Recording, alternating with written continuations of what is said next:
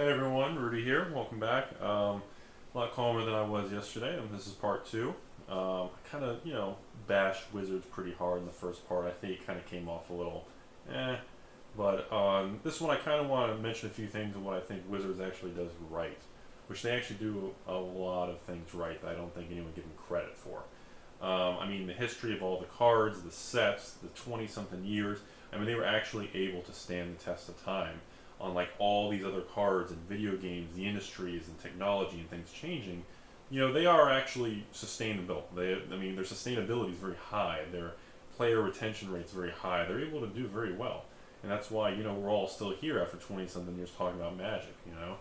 But I want to mention a few things of what I think they actually get right, and especially with the new Eternal Master set, there's a few things I really do want to point out.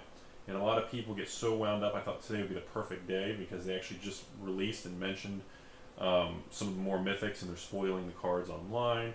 Right now, everyone's upset because the red mythic just got spoiled, and it's a terrible dragon one. They're calling it a jank mythic.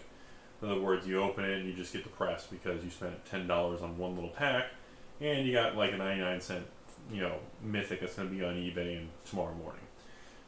But the thing is, it's always been that way, and it has to be that way because of expected value of boxes and investment. They can't have every pack contain more than face value of retail or MSRP or even wholesale, because if it does, and they know a lot of this, Wizards has a lot of people that work for them at a high level, and they monitor this stuff, and no matter what people think, they have bankers and Wall Street people that do analytics on these things. They know, and for some reason nobody talks about this stuff. Nobody seems to understand. I mean, the Eternal Masters is technically the third version of their reprint, not counting Chronicles from the 90s. Ugh. But I mean, like, even compared to the original one, these original ones, I mean, that everyone loves and says, oh, I wish it's like the original Modern Master. We don't want MM15, we want the original. That's what we want, That's all people really seem to care about. But the thing, they don't stop to think, all of them are good. The 2015 ones, everything. These are just as good. Now, the thing is, people just, the commons and uncommon slots have no value. We're not happy with it. And I just don't agree with it. They're looking strictly monetary. They're not looking at creativity, diversity of the cards, the games, the art, the way they balance it, the different decks, what they really go into. And sometimes they do miss the mark slightly because people don't, always take the direction that Wizards' invisible guiding hand seems to point towards. So you get some conflicting information and conflicting opinions, and Battle for Zendikar, exactly, not everybody was happy. People weren't happy with the idea of just Eldrazi versus allies, good versus bad. People didn't like it. It categorized people into two distinct areas. Everybody hated it, nobody cared. Dump all the cards, give me the expeditions. Let's suppress every price of any card in the set. Let's get the expeditions. That's all everybody cares about. So I just wanted to point out that they get a lot of things right, and people don't give them credit. And I did have a great guy. My first comment on my first video is actually a fantastic comment. Loved it. Absolutely loved it. I hope he comments again. And, he made a comment about why Wizards is the WPN network in the stores, and he's completely right. And I think Wizards is right to an extent. I just run into issues when Wizards talks about the WPN stores can only have certain products, and a lot of these stores I've been to a lot of them, and they check and they talk about. I mean, some of these stores rely and count the days till these limited specialty from the vaults or the one limited set of the year comes out, and they bank on it. Their bills are ready for. They wait all year, and it has to do well. It's not a question of I hope it does well. No, it has to do well, and like the gentleman commented before, he's right. That is the backbone. Wizards feels that's the core of it, and to an extent, I think they're right. But when you have so many stores nationwide that are literally a closet with a chair and a table, and they take a picture, they get approved, they're in the door, they're a distributor, they're WPN, they get the product, and they pump it out online.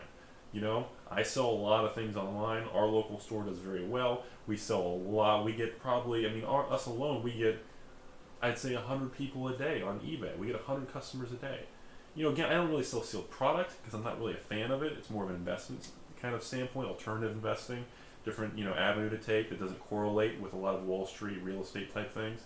But the money's in the single cards, and like people have mentioned, it's in the secondary market. And that is the thing that Wizards does get right. They know that. They will not slaughter the secondary market at any cost. And my favorite thing is the reserve list. And like I said, I'm just jumping everywhere, but the reserve people are so anti-reserve because they're upset because the cards are so high. They're not attainable to the average person, and that's true. But the people who have stuck with them and shown the loyalty for 20 years, they're not going to wreck those people. They're not going to take people who've supported them for 20-something years and just print a million Black Lotuses. They're going to rip in all the Moxes. They're going to do this and they're going to do that. All the dual land. They're not going to destabilize a secondary market. They're smart enough to know that. And I think they do just a hell of a job. They're great at it. And nobody gives them the credit for it. You know, the LGS stores and all these local ones that do the tournaments, I mean, they deserve so much credit, and they don't get it. And man, like last year when the From the Vault came out, you know, I think it was Annihilation, no Angels, whichever one it was in the last 2 years. I think those were the last two. I mean, neither one. I mean, wholesale From the Vault, $20.50. If you're a small core store, you may get 4 to 8 to 10. Medium, 10 to 20 to 30. If you're if you're high end plus advanced, you may get 30, 40, 50. You pay 21 a piece. I mean, the last two From the Vaults were selling within 30 days of release. They hovered around 40 to maybe 50. You know, even if you're an advanced store and you get 30 or 40 of these, and if you sell them online, shipping and fees, even if you have an eBay store, top rated, and you have fee discounts and credit card discounts because of the high volume you do. I mean, $50 item, you're going to net around 35. If you pay 21, you made 14. You sell 10, you made 140.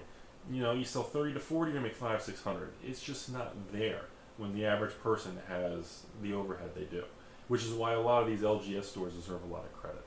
And I think Eternal Masters is going to be great. I think it's going to do well. And right now everyone's upset because they're spoiling bad mythics. You know, they have to shuffle the good to the bad. They have to balance it. Just like one of the mythics, it has to be balanced.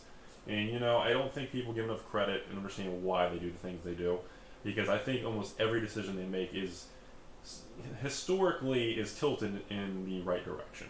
They're human. They're going to screw up. They're not going to understand the power level of certain things. Things are going to slip through. There's no way around it. But the thing is, at the end of the day, I think Eternal Masters is going to be great. I think Modern Masters 1 and 2015, I know, fill the hate mail. Come on, start sending me emails. I think 2015 was great.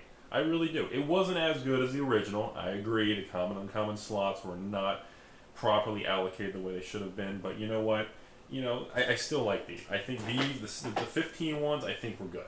Yeah, they're not as good as original, but you know what? Hey, let's put it this way. At least they have correct packaging. Instead of these have correct packaging. Instead of the cardboard, you can retape it and sell it online to host people. It's terrible. But, you know, at least this time around, they got the correct foil wrapping back.